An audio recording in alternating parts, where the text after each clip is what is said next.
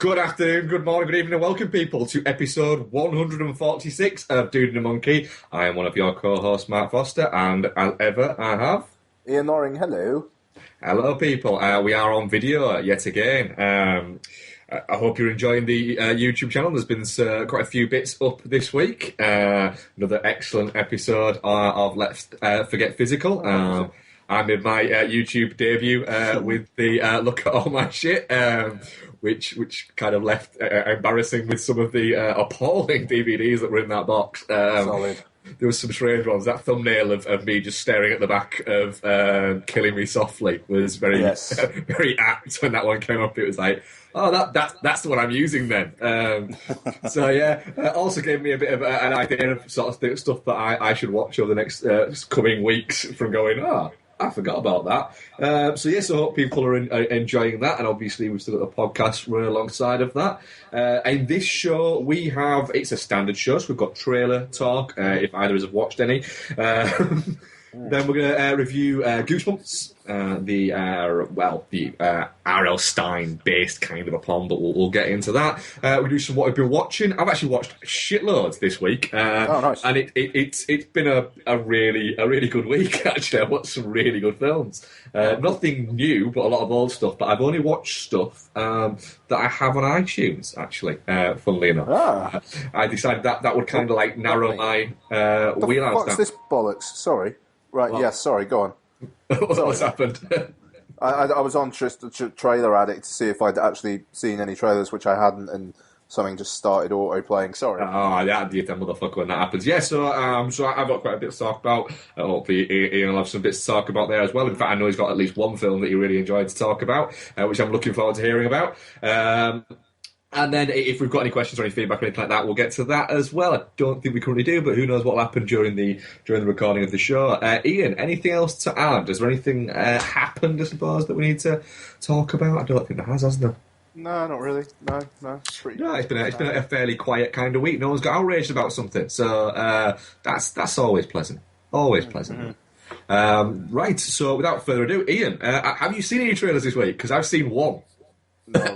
No, I've seen one. I watched the trailer to Don Cheadle's upcoming Miles Davis biopic, Miles Ahead, which I think he's written, directed, and he's starring playing Miles Davis himself.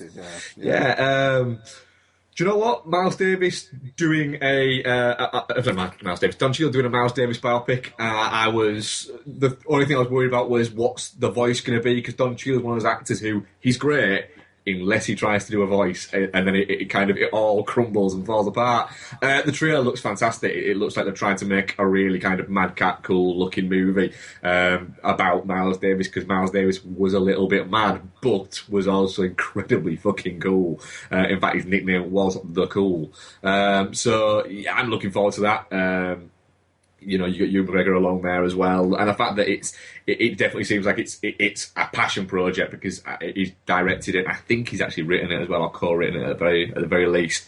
So these passion projects, even if they don't turn out to be fantastic, there's usually sort of an interest in there, because somebody's given it and gone, right, do you know what, I'm going to put all this into that, and that's pretty cool. And Don Cheadle's, he's actually a fairly decent actor, like I say, when he puts his mind to it. He's not just doing the usual kind of the Ocean's 11 voice, I suppose. Or there's a couple of other ones where he's done accents and you've gone.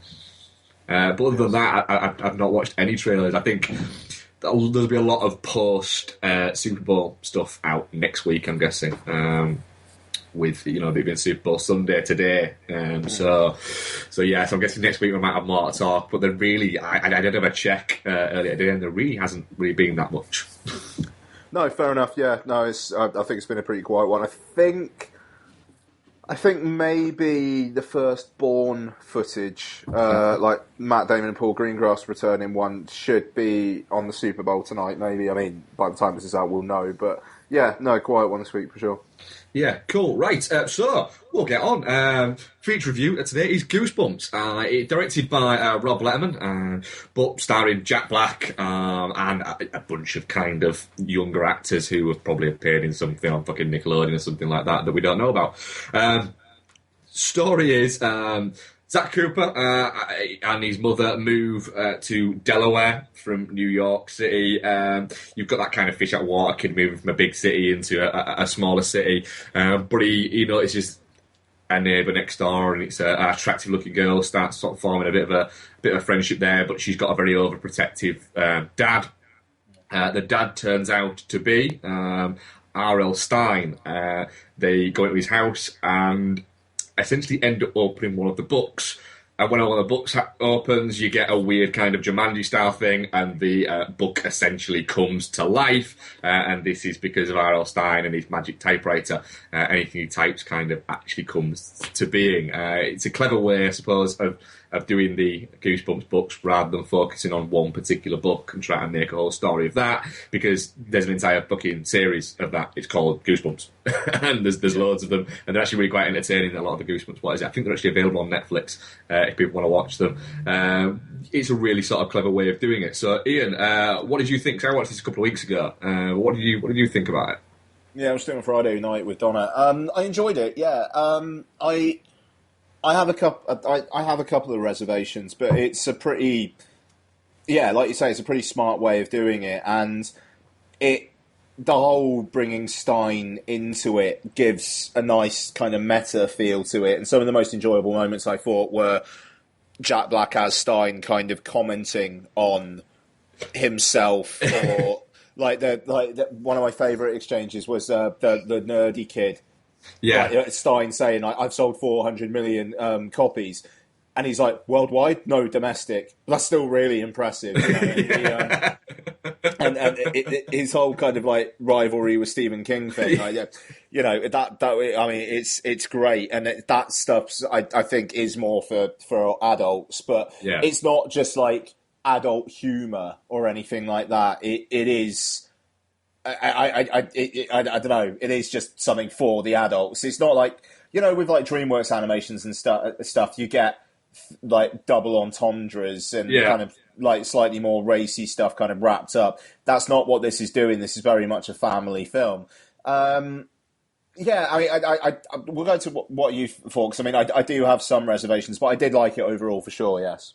Yeah, I really enjoyed it. When I first, I spoke about the trailer a while ago on the podcast, and when I saw them in a Goosebumps movie, I didn't know anything about it before I watched the trailer. And so I had Jack Black in it, and I thought, this is going to be one of which sort of stories they're going to take, and they're going to take a couple and do it like that. And I've read quite a few of the Goosebumps books, because Isabel had a load of them, and I just ended up kind of picking them up and kind of reading them, because you can blast through them, the quick reads. And kind of really enjoyed them, to be honest. And then when I saw the trailer, I went in thinking, this is going to be a bit shitty, and it seems a little bit mid-budget and everything like that. And then after the trailer, I sort of thought, you know what? I want to watch that right now, which is what a trailer should do. It's a great thing for a trailer to do.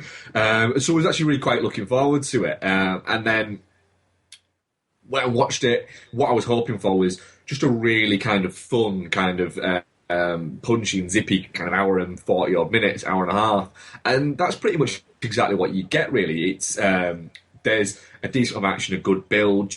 Jack Black looks to be having an absolute fucking blast as R.L. Stein. He brings that kind of Jack Blackiness, I suppose, is the best way to describe it, which was always going to be sort of the angle there is Jack Black was, he'd been around for years before he actually kind of arrived and became a star. And then he burned incredibly bright for like a few years where he could do no wrong. And then he kind of took himself away from everything a little bit and kind of sedated himself down and has kind of come back. And it is very much like, he can't do what he did in the early to mid-noughties anymore, because there he was kind of like a early sort of mid-30s, and he had that kind of aesthetic. And doing that now in your mid-40s would be a bit... it'd be wrong. So it was strange to see how that transference would come across, and it comes across really well. He's still fun, and you start to remember, do you know what? It isn't just because he bursts into a song and he goes crazy and he goes rah, like he does in, for instance, something like High Fidelity.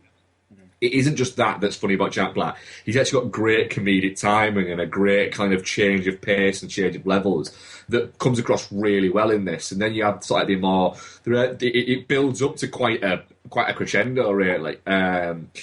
it went a lot bigger than I was expecting towards the end, which I enjoyed.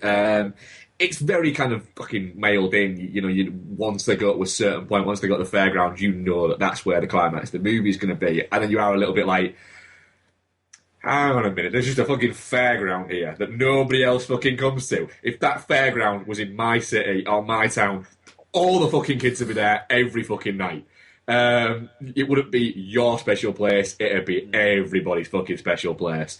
But then again, you've also got to wind back and go, oh yeah, but we're actually watching a movie for kids, so fucking, look at that point of view from it.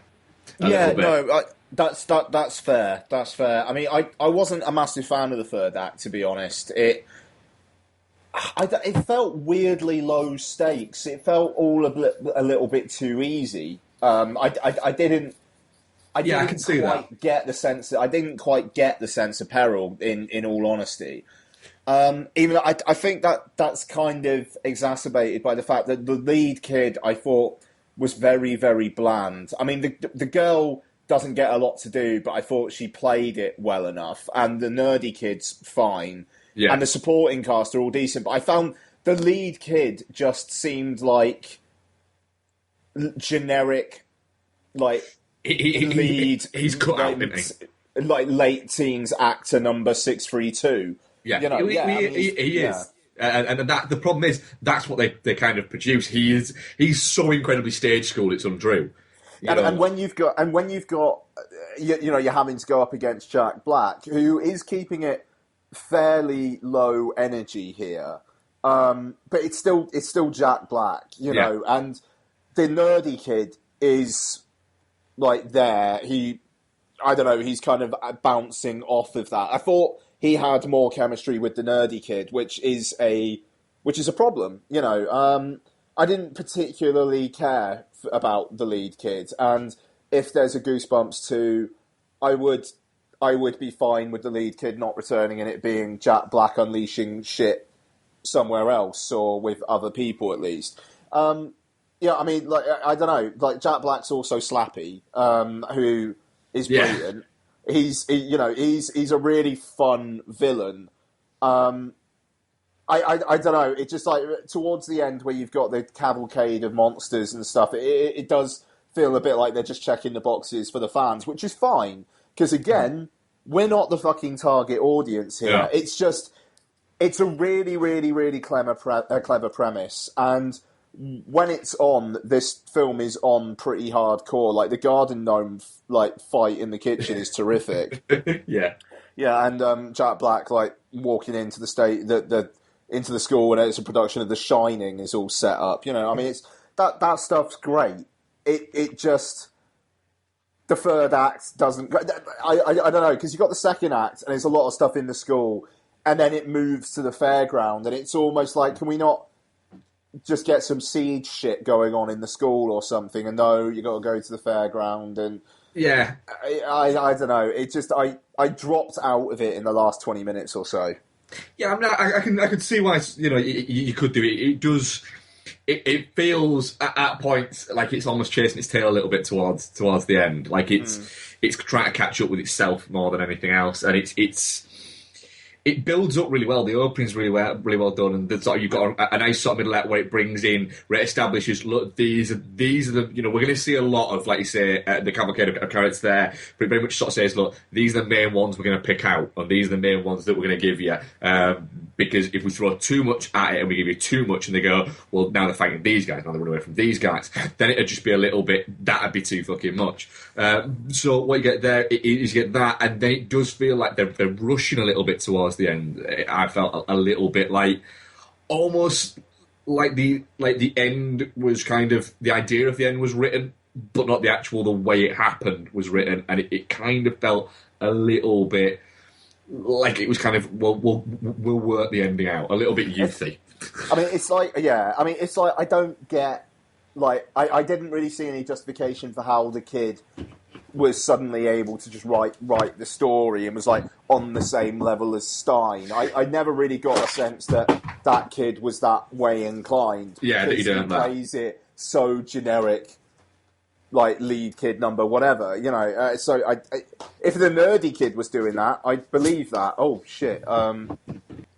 Hello, I'm back again, guys. We had a brief break there because Ian had to speak to his in-laws because they're on holiday and it's Ian's father-in-law's birthday. So yes, 60 happy as birthday, well. So, 60. yeah. Is that the reason for the trip to Brazil? No, they just do it because they're retired and Fuck it, why have not? a decent pension. So yeah, fuck it, why not? Yeah, fucking why not? That's a kind of a plan, that. Cool. So yeah, we were just, I think we were just coming to the close of Goosebumps, I think, weren't we? Yeah, pretty much. Definitely not shit. Had my problems, but I had a lot of fun too.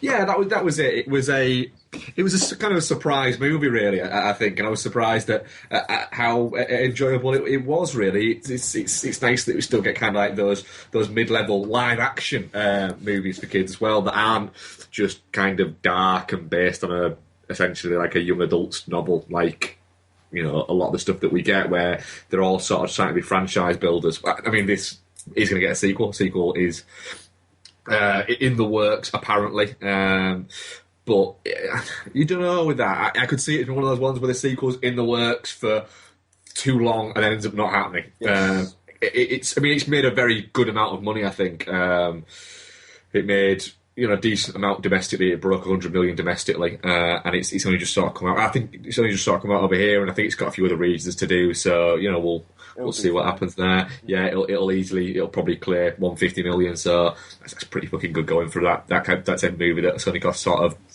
I think, $40-50 million. Yeah, trying to tidy profit. Yes.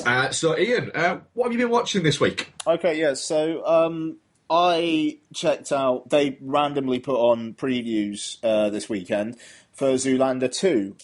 So we're doing Deadpool next week. So figured I may as well talk about this now. So I watched Zoolander last night and then watched Zoolander 2 today. Zoolander, I think, it's still very funny. It's amazing how dated it is. And it should be dated based on what it's actually about. Yeah. I mean, it does make sense. And to be fair, this feels like it will be dated in a few years' time as well. So, you know, it's kind of consistent in that way. But Zoolander 2. So the plot at the start of the film, if you've seen the trailer, this isn't a spoiler. But at the start of the film, Justin Bieber is murdered by an unknown assailant. And it basically, it's part... And pop stars have been murdered all doing the same look. Yeah. And Penelope Cruz plays a member of the fashion Interpol who enlists the help of Zoolander, who has been in hiding since... this happens in like the first 10 minutes of the film. So... it's revealed that 2 days after the Derek Zoolander Centre for Kids Who Can't Read Good and Want to Do Other Stuff Good Too basically collapsed because it turned out that it was Zoolander ordered it to be built from the same materials that the model version what a brilliant idea was built out of. And his wife is killed by a giant book falling on her face, which means that he not only doesn't like books, but he also doesn't like Facebook because it reminds him, which is great. And yeah, so he's gone into hiding. In the same incident, Hansel also had his face disfigured, and so he was he's left the modelling industry, and he now lives with an orgy of so it's a variety of people, including an elf woman and a mystery person who there's a pregnancy storyline involving someone, which is just the weirdest fucking thing. It's amazing. I'm not going to say who, though. It's great. So, yeah, Penelope Cruz basically enlists the both of them after they're invited back into the fashion world by Kristen Wiig's character, who plays this, like, insanely Botoxed German designer who you can't really understand much of what she's saying, and it's amazing. And basically, Zoolander and Hansel have to go back into the fashion world to kind of work out why all these pop stars are being killed off. and doing a look that is one of Zoolander's looks, essentially. This film is nuts. It's awesome. I really, really, really liked it. I know it's not getting universal praise, but it basically feels like Stiller just went, fuck it, and really went for it. And, you know, you would not be able to guess the climax of this film for all the tea in China. Like, the what is happening is mental. And how it gets there in its own weird way makes complete sense. It, like, the first film, in comparison, has a really straightforward plot. And considering that film was fashion models being induced into killing world leaders so that the fashion industry could save costs, you know, that's already bizarre enough. This is straight up batshit. And it's... So they've gone for it then. It's awesome. There wasn't a lot of laughter in my screening, in fairness, but it's because it's really weird. So it wasn't funny as such. It's more that it's. Oh, I laughed. You laughed? I laughed a shitload. So it's often great when that happens. Though, when you get a movie where you realise, sort of, when you stop laughing, you realise, shit, am I the only person laughing in here? That's a magnificent feeling sometimes. Couldn't give a fuck. I was having a ball. Yeah, and the good thing is a lot of it has been hidden from the marketing. But I mean, the Benedict Cumberbatch bit, he's in one more bit, but that's essentially it for him. Yeah. Kristen Wiig isn't in it a lot. It is mainly Owen Wilson, Ben Stiller, Penelope Cruz, and like in the second half of the film, Will Ferrell plays a really big part. And again, as Mogatu, he is fantastic. The thing is, you can't really talk about it, and you know, and it's like it's weird. The reviews are still embargoed, but I suppose it's not actually setting out till next weekend, is it? No, in the US as well. But they've done previews this weekend. I maybe to get word of mouth out. But if they're doing that, why don't they just let the reviews drop as well? Maybe to get a word of mouth out before the reviews drop, if the reviews have seemingly been pretty negative or anything like that. I mean, I'm thinking maybe it might be because Deadpool is looking to do really well, so maybe they're thinking we kind of need to maybe boost our opening numbers by having a couple of extra days because Deadpool is tracking so well. I mean, Deadpool has completely taken over the current film conversation away from Zoolander 2. Yeah, it seems strange. It seems strange because, let's be honest, there's a bit of a crossover in the audience that these two films are going to hit. Mm. It seems strange. You think that maybe delayed. Maybe it's bad programming. Really, Zoolander could quite easily have come out a week before or a week after. I mean, what would have been wrong with releasing Zoolander this week? Super Bowl. Super Bowl. Yeah, that's it. Really, so. The week after, what have you got? There's 999. I think that's it. That they ain't got fucking audience crossover, really, have they? Let's be honest. Yeah. No, I mean, it's weird. The timing of it is odd, and it kind of already feels like it's going to get drowned out, and that's a shame. I mean, the first one didn't do very well either, but it was in the aftermath of 9/11, and it opened the same weekend as Jay and Silent Bob Strike Back in the US. I remember that. Fuck, did it? Yeah. So I can't. It's weird to compute those two films the same age. Yeah, no, I know, totally. But I mean, like, they completely ate each other's audience. So it's that's the thing. Like, Zoolander became a cult thing. Yeah, but the thing is, it's a much better sequel than Anchorman 2. I like Anchorman 2, but that is kind of just trying to do the same thing again. There are moments of this that are trying to do that. But whereas the first one was just sending up, like, the fashion industry, this is just not. This is just nuts. Yeah. And like, the Owen Wilson pregnancy storyline is just amazing. Just the person they've got in to have heartfelt conversations about becoming a father and starting a family. It's amazing.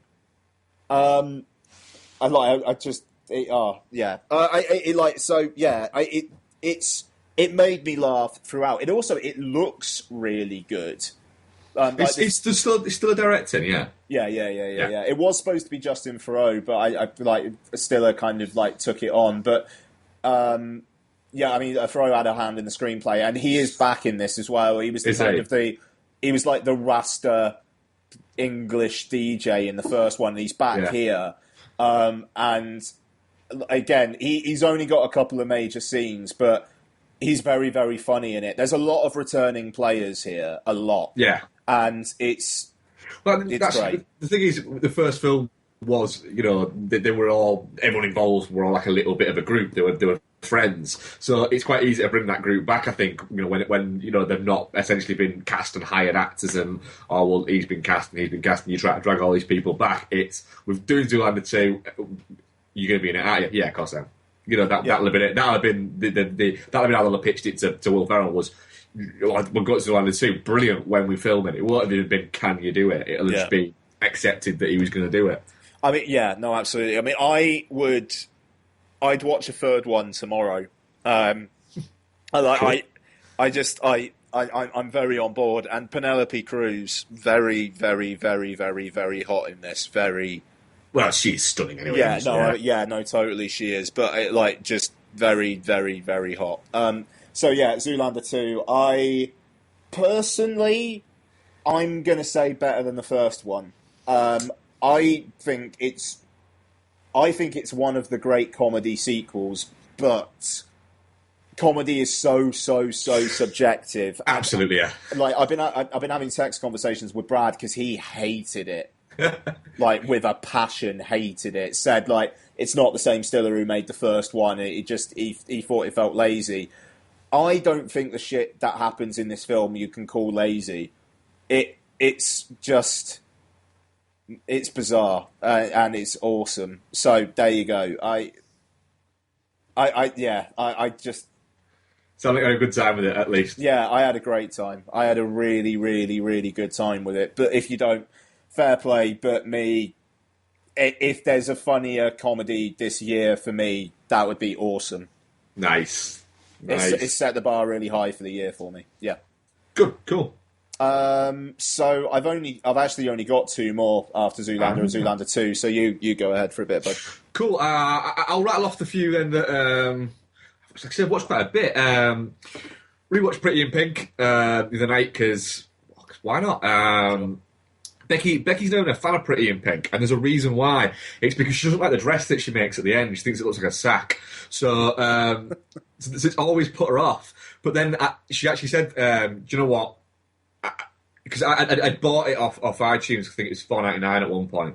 And so it was sat there. And she said, we were going through sort of films. And I said, well, I'm going to try and limit us to just watching the stuff we've got on iTunes for the next week or so, just because then we're not spending 45 minutes trying to fucking pick something, and we've got 20-odd films there, bang, there we go. And she said, out of what we've got, I don't mind giving Pretty in Pink another go. I never need another excuse to watch Pretty in Pink. I adore the movie. So watch Pretty in Pink. It still stands up as a wonderful kind of teen movie. It's a strange movie, Pretty in Pink, because when you watch it when you're before you're the age they are, if you're young enough to have been able to do that. If you watch it before the age you are, you look forward to that being that age. And then when you watch it sort of when you're around that age, up until kind of your mid-20s, you sympathise with the characters. You go from the aspiring to be those characters to kind of sympathising with the emotion things and everything like that. And then when you hit the age that we are now, where we've got kids that are closer to that age. Well, I have anyway. You don't, but we've got kids closer to that age, or you've got that within your life. You start to empathise with the characters, and you start to look at it from a different point of view. And so, whereas there's points where previously you go, well, I don't know why they do that or anything like that. You're looking at it going, well, that's because they're kids, and that's how kids react. Why are these things so big? It's like because emotions are new when you're a kid. Even when you're late teens, emotions are still a fucking new thing, and life's still essentially a new thing. You just every stage is getting to be a new thing, and then you get to when you're in sort of your 30s. Life starts to stop being, everything isn't as new. You're looking back and you're experiencing sort of new things through your kids or whatever, and so you're watching their reactions to what's new, and that's where your whole empathy thing comes. It's where your world view changes. I know you've mentioned it. I know we spoke about it with Noel before, about how much your sort of world view changes when you have kids, because you start looking at it not from your point of view, from their point of view. So it's quite strange watching Pretty in Pink as from that point of view. And Becky's actually kind of comes to terms with it. She still doesn't like the dress, still think it looks like a sack, and it should have at least something like a bow or a belt or something around it. But yeah, so there was that. And it's in the kind of fucking 2016 year we've had so far, where celebrities just seem to be and legends essentially just seem to be fucking dying. Every time you watch Harry Dean Stanton in something, which is quite a fucking lot, you look at it going, oh, he's going to die at some point, and it's going to be pretty fucking soon, let's be honest, because he doesn't eat a lot from his documentary, apparently. He just likes smoking. That's the reason why he stays alive, because he can still smoke. And you look at that and you go, shit, well, there's a fucking legend that's gonna go. I know as well, Pretty in Pink gives us James Spader playing just a fucking total douchebag, which he was fantastic at. He was like the great 80s douchebag, and he's wonderful in this. So I watched Pretty in Pink. Also rewatched Fast and Furious, because Isabel said she wanted to watch the Fast and Furious films. Nice. So I was like, yeah, don't need a big excuse to do that. We spoke about it not too long ago when we reviewed Fast 7 and we did our marathon, so probably about a year ago actually that we spoke about it. Still, I think one of the best moments in that movie is where Ted Levine won't let somebody give Paul Walker a cigarette. It's like, no, give me a cigarette. It's like, no, you quit. Yeah. It's such a strange moment to have in the film, because it has no bearing on anything at all, and he doesn't get a cigarette, and it's not mentioned that he's, what is it, or anything like that. Aren't they like really obsessed with iced cappuccinos and stuff? Yeah, the cappuccino machine as well. Yeah. There's just these really weird inflections in it, and it's just, that movie's one of those fucking strange movies. It's one of the ultimate ITV2 movies, and it just, the more you watch it, the more it just gets fantastic. It just gets better. It's such an entertaining movie. Did you see this week that they formally announced the next 3 and the release dates for them? And so Fast 10 is going to be out in 2021. So we would have actually had 20 years of Fast and Furious films. Fast and Furious films. That's mental. Yeah, it is. It's insane. It's mad. But fucking great. I really haven't got another. I'll happily take, if the next 3 are anywhere near as entertaining as the previous 3, I'll happily take another sort of 6 years of that. It's just, God, I used to hate them. But they've won people round by just being thoroughly entertaining, which is a great thing to say. I think it's a case of getting over myself as well in my case, frankly. I think, I was in the kind of the mid-20s, kind of being a bit of a dick about, meathead action films. And, yeah, even though, Fast and Furious, I remember particularly hating, and that film is not good. But it just, I don't know, like you say, the last 3, they have really managed to pull their shit together. And it kind of feels like now, it's almost like Marvel, where even if they're not amazing, there's going to be a consistent level of quality. Yeah. Yeah, they will, I don't think they'll allow themselves to make a shit one. They'll make sure everything's on fucking point and on bat before they fucking make it. And I was having a conversation not too long ago, just before Christmas, with somebody who I didn't actually, I was out a few drinks with some friends. I didn't know one of the guys too well there, and I was talking about films, and somebody asked me about the fact, Furious, Fast 7, whatever it's called. And as it was really entertaining, and he started going on about how shit it wasn't anything like this, and I thought, oh, you're going to be that dick, are you? And then he said about Fast 5, I think it is, where with the safe, and the dragging the safe behind, and he started going on about the physics behind it. And I just said, well, do you know what? Right, if you're obsessing about the physics behind that particular instance, you are completely missing the fucking point. Yeah. They're dragging a fucking safe through the middle of Brazil. Yeah. You don't care about the physics. It looks fucking cool. Yeah. End of. Rewatched This Is Where I Leave You because Bex wanted to give it a go. I still think it's an entertaining movie. The Sean Levy one? Yeah. It's really sort of low-key. All performances are fantastic. Adam Driver comes in and absolutely steals it. He's brilliant. Didn't know he used to be a fucking Marine. That's insane. Adam Driver, yeah, I read that. So I mean, he comes in and just steals it. It's a really understated movie, but entertaining. It's fucking. We watched it I think on Thursday night. It is an ultimate Thursday night movie. It's such a Thursday night movie. I'll do one more and then I'll let you go back and do a couple of yours because I've still got like another 1, 2, 3, 4, 5 or 6. I know, it's fucking mad. Rewatched Say Anything last night. Thought I'll continue this 80s kind of kick thing that I've got going on.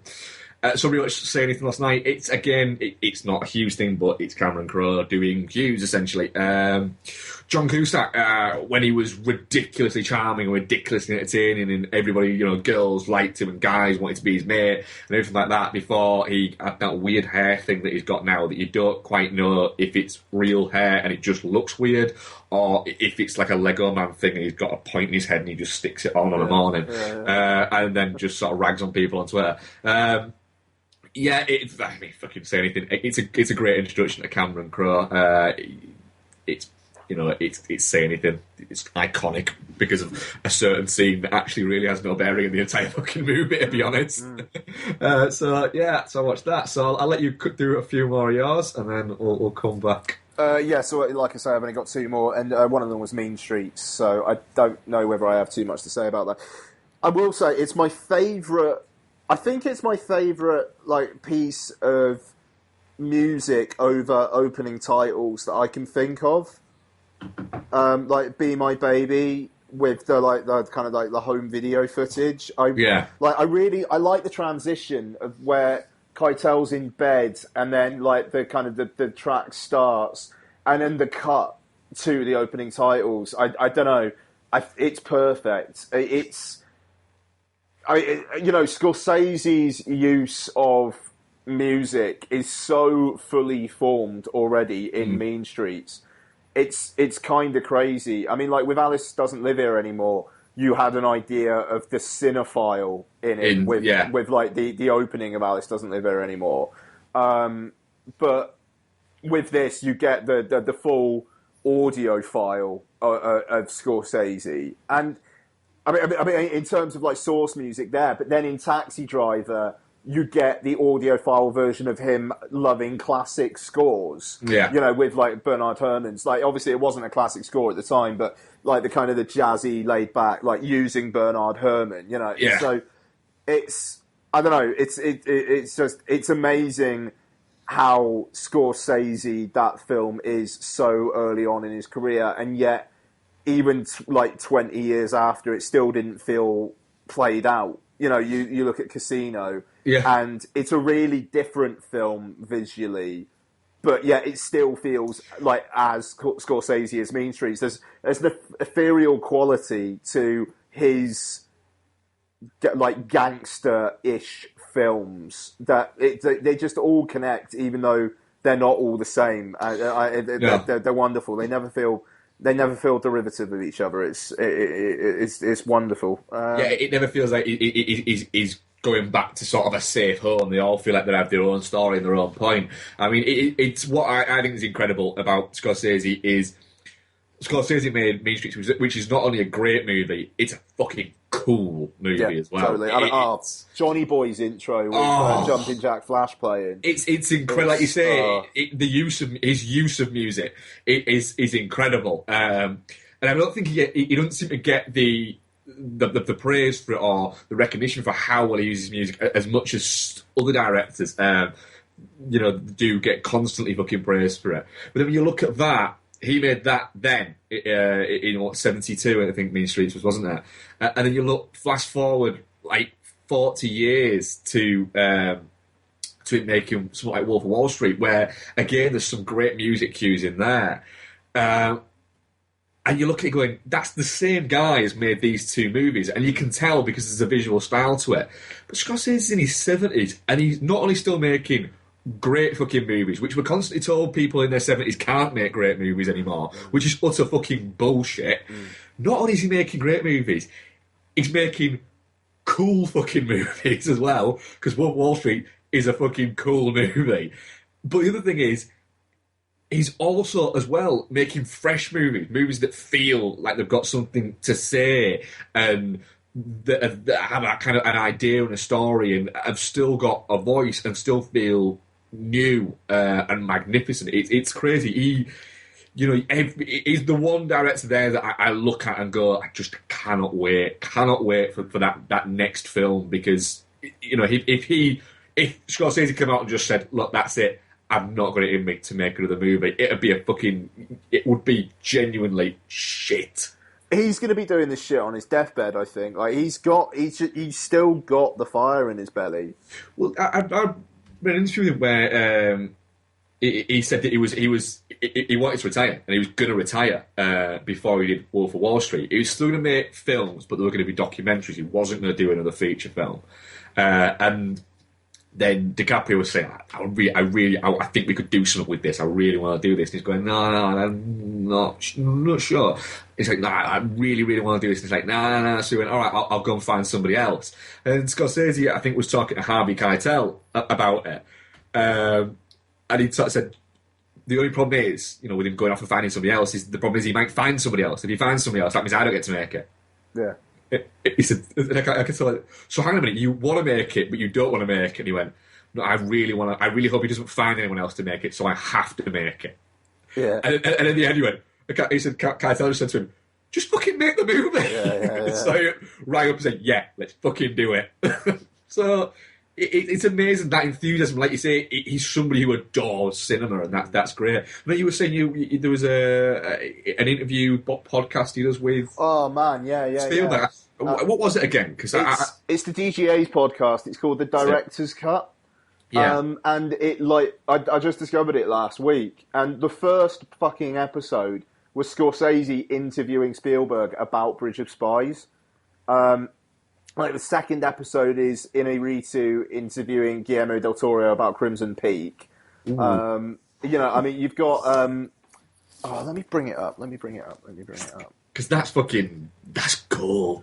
It's just like the DGA, I think, around awards season, just like do these screenings with these Q&As of directors interviewing each other. And the good thing there is Scorsese and Spielberg have known each other since the early days, haven't they? They used to hang out with the same people, totally, hang out at the same parties and shit like that. So they've both sort of seen each other's careers kind of grow, and they've both grown in very different kind of directions as well. No, I mean, here we go. Nolan interviewing Tarantino about Hateful Eight.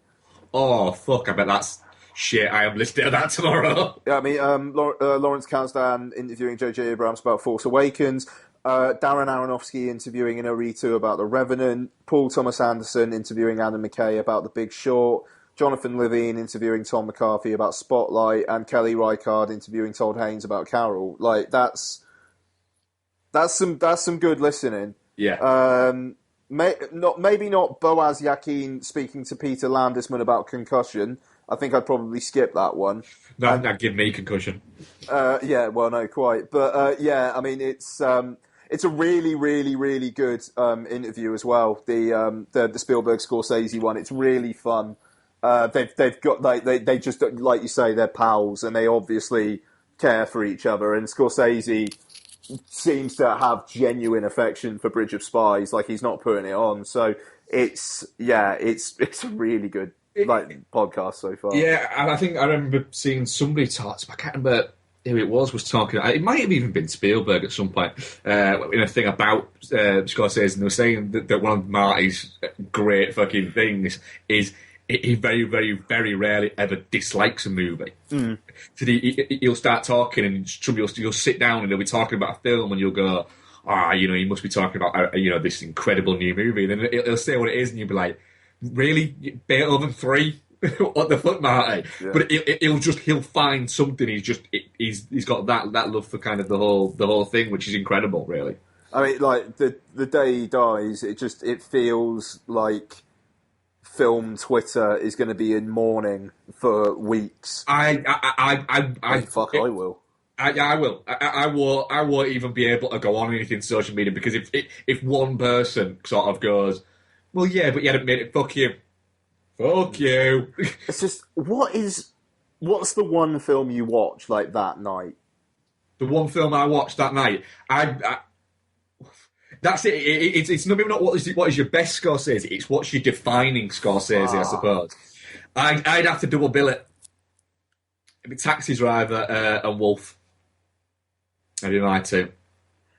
I'd be tempted to go Shutter Island just because it's so referential.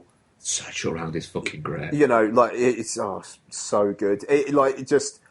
That is his love of filmmaking is in full force there. You know, yeah. And I don't know. For me, maybe Hugo. You would love that film, don't you? Oh my god, I fucking love Hugo.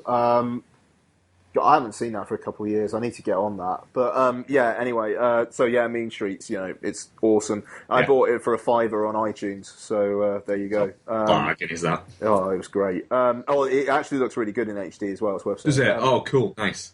Okay, and the last thing I got to talk about was on Mubi. I thought I'd test myself. Jean-Luc Godard's Weekend. Oh, yeah, Godard. Wow. Only took me 3 days to get through it. And I'm not even saying I hated it. I actually quite liked it. It's only an hour and 45 minutes long, but I just had to watch it in bits. Like it's quite difficult to get through, but it's good. So basically, the story is this couple who hate each other. Are going away for the weekend to basically murder one of their dads so that they can claim his money, and then they both basically plan on killing each other. But along the way, it kind of seems like the world is ending, but not in a apocalyptic way, just in a everything's kind of turning to shit. And everybody's just getting really, really, really annoyed with each other. And I don't know, everybody has a different agenda and everyone's turning on each other. It's kind of fascinating. I mean, those who've seen it will know what I'm talking about. There is a take where it is an uninterrupted take of what feels like a solid few miles worth of traffic. And it's just going along the road with traffic and weird people driving boats and animals all over the place and cars crashed all over the place, but it's just in one uninterrupted take. And you're just watching it, waiting for it to end. It's like, when is this? This is interesting, but when the fuck is it going to end? Is it going to get to the point of where it's no longer interesting and I'm starting to get pissed off? Yeah, but it gets there, and then it kind of goes back on itself because then it just continues going, and it's like, right, okay, this is actually interesting how annoying this is. Yeah. I mean, it's... The thing is, that's this film. It's really annoying in parts, and it's really slow. And not an awful lot happens, and Godard is taking his time and basically taking the piss out of you. There's a moment where, essentially the man and the wife, they get on this truck, and there are these two guys on the back of it, and there's a black dude and an Arab, as they call them in the film, and you just get the black guy eating a baguette. And the Arab guy is doing a voiceover where he's saying, "I will be speaking on behalf of my friend here," and then it just goes on a good 5 or 6 minute monologue about their political views, and then it switches and it's the other one, and then he's just staring at the screen while the other one goes on about his political point of views about the guy on screen, but it's the other guy actually talking, and there's that for 5 or 6 minutes. and it cuts to the man and the wife watching them, looking bored as shit, and like the wife like taking a drag of a cigarette, and then the man just like grabbing the cigarette off her and taking a drag as well, just looking really bored. And it's like, is Goddard actually trying to say something with these points of view, or is he just trying to say, this is fucking boring, isn't it? This is really boring. But you're watching this film because you're pretentious. Yeah. And I'm going to make you watch all this stuff, and you're going to pretend that you're liking it. Because you're not like these people on the screen who are bored, are you? No, you're better than them. But you know what? No, you're not. You're not better than them. You're bored as shit. And I'm making you watch this because I'm Jean-Luc Godard. Fuck you. Well, that's been kind of my issue with Godard. I think with Godard, you know... But it's good. I enjoy that. That's the thing. I enjoy the enfant terrible kind of agent provocateur aspect of that. I completely tuned out. But when it cut to the man and the wife looking bored as shit as well, it just kind of opened up new... What is he actually doing here? It's playful. It is, yeah. Like I say, I think Goddard's one of those ones where you either... Because there are people out there who fucking swear by him and absolutely adore him. And I've always found him a little bit like... When I first started sort of watching sort of a few of his films, I was like, yeah, it's brilliant. It's got all this meaning and it's fantastic and it's something like that. And as I got a little bit down the road, and I got a little more kind of confident in my own kind of film views, it was like, do you know what, it's okay to go, do you know what, it's not for me. It's not for me. If people like it, people get something out of it, that's brilliant, it's great, you know, and that's the fucking great thing about cinema. I just think a lot of the time it is wankety bollocks, a lot of the time. But then again, I think Goddard thinks a lot of it's wankety bollocks as well. This is it, you know, I get the impression that it's what he's doing. I mean, it's the most French film ever French. It is incredibly French. It's amazing. It's just people looking cool and getting pissed off with each other for like an hour and 45 minutes. And that's the bit, I quite enjoyed it, but it's a slog. It's a really weird paradox, that. But I'm never going to watch it again, but I'm glad I did. Yeah. Yeah, it is. I think you can find that a lot of the time with those type of films. Yeah, I think because I watched it years and years ago, but I think I watched it the same weekend as I watched Betty Blue. So I had like a big Francophile weekend. I think I watched about 4 or 5 different French films that weekend. I'd still quite enjoy Betty Blue, although I haven't seen it in about 10 years, to be honest. No, fuck it, actually. I watched about 4 years ago when they brought out that special edition Director's Cut Blu-ray, which was long. It was a long film anyway, but I think that was near 3 hours long, which was too much blue, to be honest. Is that all yours then? Yeah, it's worth saying that it's on Mubi. They've got a few. They did like a Goddard triple bill, and they've got a Band of Outsiders, or Band of Outsiders on there, which I'm going to be watching at some point before it leaves Mubi. So yeah, worth a go. Yeah, that is it. Cool. Right, I'll go through mine. Also, continuing the theme, I watched 16 Candles. If you're going to sort of pair it in with that kind of group of John Hughes movies, it's the one I probably like the least, but it's still really entertaining. It's slightly more sort of playful than the others and feels a little bit more it feels a little bit more dated and emotionally dated than sort of like things like, for instance, Breakfast Club, or even Weird Science, funnily enough, or Pretty in Pink and those type of movies. I rewatched... which one should I go for? I rewatched My Cousin Vinny, which I bought for $4.99 on iTunes the other day. And I remember watching My Cousin Vinny for the first time. Actually, I watched it on Laserdisc years and years ago. And kind of enjoying it, and then I bought it on DVD in Asda for like £3 and watched it then, and enjoyed it then, and thought the night, right, well, I've bought it for $4.99, give it a go. It's a harmless, entertaining movie, and then it's one of those films where I start watching it and go, this is punchy as fuck, this movie. It is constantly just little, not massive guffaws, but just little laughs all the way through it, and it's one of those movies that once you know the ending, or once you know not the ending, once you know what's happened, what's going to happen, it grows as a movie. It benefits from sort of repeat watches because you can start to go, that's why that happened, and that's that dropping that there, and everything like that. And have you ever seen My Cousin Vinny? Yeah. And the performances are all fantastic. Everyone's amped up to a certain level of ridiculousness, but everyone's in the same bracket of ridiculousness, so it never feels out of place or strange. Every character is blown up. If you've got that fucking reality clock where a standard film is like 1-2 o'clock, everyone's at about sort of 4 o'clock, so they're not quite into fucking cartoon spoof territory, but they're on that cusp of almost kind of parodying the ridiculous themselves.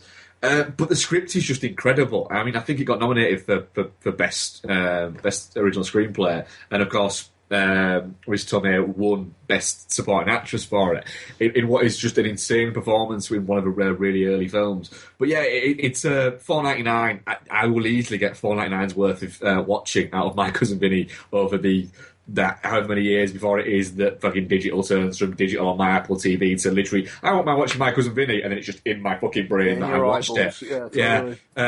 So yeah, whenever that fucking happens, it's going to be strange. Imagine what Paul's going to be like when it's like that. It's going to be fucking strange. Well, I mean, I'm quite looking forward to if they try something with VR where you put it on and then it's almost like you're sitting in a cinema or something like that, or it's just really, really big, up in your face projected. I think that could be a way to go. I mean, I think 4K is going to be the next thing, but I'd like to see someone try that. I mean, PlayStation VR's out in a few months, and it would be interesting to see if they do something like that. Did you see this? They've done a fucking VR thing of it was in promotional tie-in with The Walk. No. Where it's you going on it, and there's a YouTube video of it of people just shitting themselves. Well, it's a good thing. It's a good sort of one to choose, I suppose, for that really, because of the fact that it is that kind of thing, isn't it? It is that a lot of people have said, just from yourself included, from just watching the movie, you feel like you're there, and it feels sort of nauseating almost. And I think sort of quite a lot of people who saw it on IMAX said it was quite intense, so that kind of thing kind of works for it, I think, certainly. Then again, I mean, I'm just looking forward to the John Wick VR game they've announced. Yes, that'll be amazing. Oh yes, that'll be good. Yeah, What else I watched? Just watched. I mentioned in my first episode, Look at All My Shit. One of the films I pulled out, which I promise you, I don't know what's in those. From when I flip off the lid, I look at it, and because they're in layers. There's 2 layers on top of each other. So the first layer, I can look at it and go, oh, that's it, wonderful. And then the second layer, I just don't fucking know. One of the films I pulled out was Little Miss Sunshine, which is a film that I really enjoyed when it came out, but I've not watched it since probably the day I bought that DVD. Yeah, how does that hold up? Yeah. I rewatched it today, actually. It holds up really, really well. Really well. A lot better than I was expecting, because I really liked it in the cinema. And I didn't quite like it as much on when I bought it on DVD, but I think there was only about 4 months in between watches, so it's quite a quick rewatch, really. And now it's been nearly 9 years. Well, it'll be 10 years later on this year, but fucking 9.5 years, we'll say, since I last watched it. And when you look back at it, the cast is incredible. Greg Kinnear, Toni Collette, Paul Dano, Alan Arkin, Abigail Breslin, who I think you can count her as being a genuine, actually it's probably her best film, which is insane, the fact that it was one of her first. But as well, it's strange because Steve Carell was quite new to us in 2005, that was the year where he 2006, where he kind of arrived, because you had The 40-Year-Old Virgin came out, and he had The Office, I think, started the same year, or the year after maybe. So it was we only knew him from Brick in Anchorman and The 40-Year-Old Virgin, so it was like, oh look, he's trying to be a serious actor, and it's like, well no, he's done this throughout his career. He's gone off and done more serious roles, and although he's actually quite funny in this, it's great seeing him. He's fantastic in it. He really is. When you go back and look at it, he is brilliant. And Paul Dano's, incredible. He has the great scene where he finds out he's colourblind and then he's shit to get out. That kind of still hits you. It works really well. I think the great thing about it is it's short. It gets in, gets its shit done, and gets the fuck out of there. But while it's going, it adds to that road trip and that everything's frantic and everything's on a time scale. It's wonderful, and I really, really enjoyed rewatching it. Actually, I was pleasantly surprised at how much I enjoyed rewatching it, which was nice.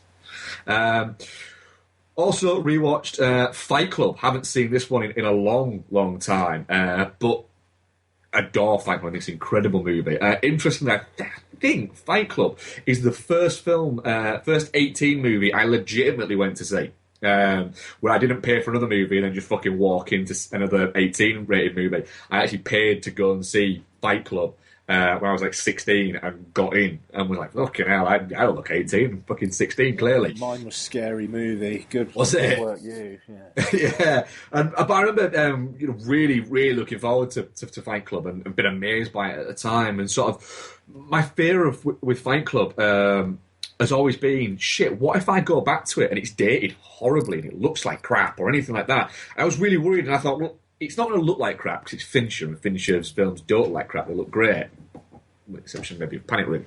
But I was worried that I held it in such high regard that maybe it wouldn't still hold that. And I was fucking wrong. It's fantastic. It's brilliant. It's got that great nihilistic anarchy to it, and that massive sort of fuck you level of, you can imagine that's Fincher. It's got so much Fincher in it. It's, he definitely found like in Chuck Palahniuk, he definitely found like a kindred spirit of this guy who wanted to essentially make a movie and then throw the biggest fucking movie star in the world at the time, probably Brad Pitt, and the up and coming, this is where all actors are pinning their hope on. Ed Norton's going to be the bright fucking shining hope of acting. It was just after he'd wound everyone with a fantastic performance in American History X, and it's just this crazy movie that ended up no one could quite work out what was going on and why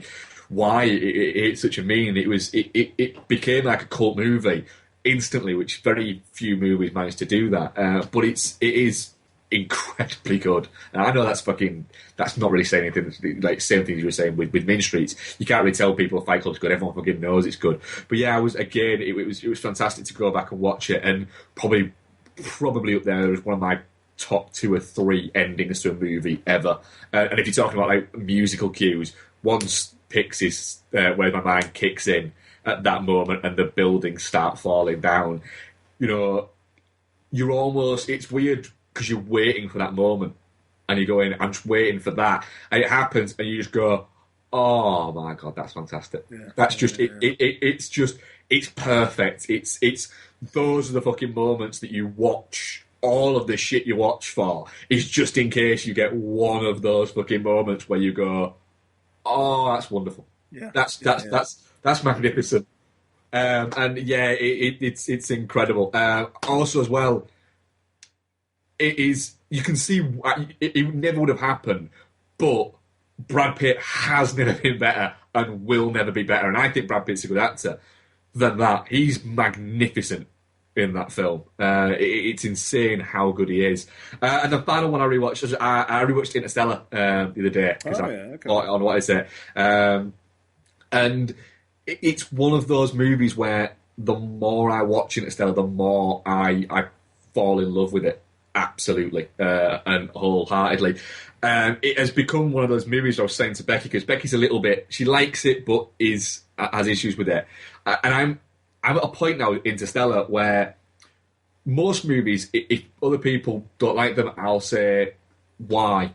Why don't you like it? And I'm not trying to convince other people I like movies that they don't like, because people don't like movies.